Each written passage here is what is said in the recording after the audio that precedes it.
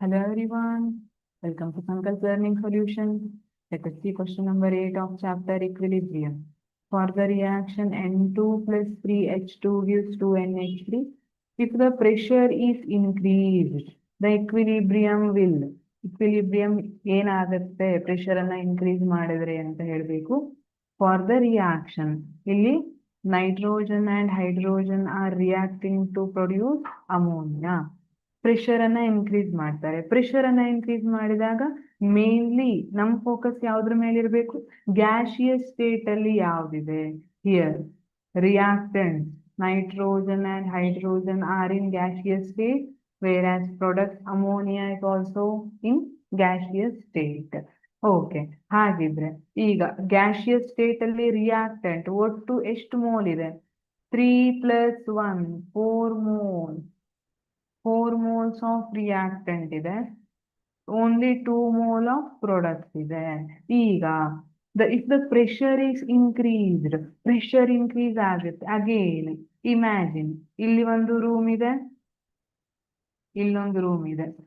ಸರಿ, ಇಲ್ಲಿಂದ ಇಲ್ಲಿಗೆ ಹೋಗ್ಲಿಕ್ಕೆ ದಾರಿ ಇದೆ. ಈ ಕಡೆಯಿಂದ ಈ ಕಡೆನೂ ಹೋಗ್ಬೋದು, ಈ ಕಡೆ ಇದ್ದವ್ರು ಈ ಕಡೆನೂ ಬರ್ಬೋದು. ಸರಿ, ಆದ್ರೆ ಈಗ ಇಲ್ಲಿ ಒಂದಿಷ್ಟು ಜನ ಇದ್ರು, ಜಾಸ್ತಿ ಜನ ಇದ್ರು, ಇಲ್ಲಿ ಕಡಿಮೆ ಜನ ಇದ್ದಾರೆ. ಈಗ ನಾನು ಮತ್ತೆ ಜಾಸ್ತಿ ಜನರನ್ನ ಇಲ್ಲಿ ತುಂಬಿದ್ರೆ ಏನಾಗುತ್ತೆ? ಇಲ್ಲಿದ್ದವ್ರಿಗೆ ಉಸಿರು ಕಟ್ಟದಂಗ ಆಗುತ್ತೆ. ಅವರು ನಾವ್ ಈ ಕಡೆ ಹೋಗ್ತೀವಪ್ಪ ಅಂತ ಈ ಕಡೆ ಬಂದಿರ್ತಾರೆ. ಅದೇ ತರ here 4 moles are present. Reactant side 4 moles ಇದೆ, ಪ್ರಾಡಕ್ಟ್ ಸೈಡ್ ಅಲ್ಲಿ 2 moles ಇದೆ. If the pressure is increased, pressure increase ಆದ್ರೆ ಏನಾಗುತ್ತೆ? ಇಕ್ವಿಲಿಬ್ರಿಯಂ ಯಾವ ಕಡೆ ಶಿಫ್ಟ್ ಆಗುತ್ತೆ? If a system is at equilibrium, if that is disturbed, it shifts in the direction that reduces that disturbance. ಅಂದ್ರೆ ನಾನು pressure ಅನ್ನ ಇನ್ಕ್ರೀಸ್ ಮಾಡಿದ್ರೆ ಅದು ಪ್ರೆಷರ್ ಅನ್ನ ಡಿಕ್ರೀಸ್ ಮಾಡ್ಕೊಳ್ಳೋ ಡೈರೆಕ್ಷನ್ ಅಲ್ಲಿ ಹೋಗುತ್ತೆ. ಯಾವ ಕಡೆ ಹೋದ್ರೆ ಪ್ರೆಷರ್ ಡಿಕ್ರೀಸ್ ಆಗುತ್ತೆ?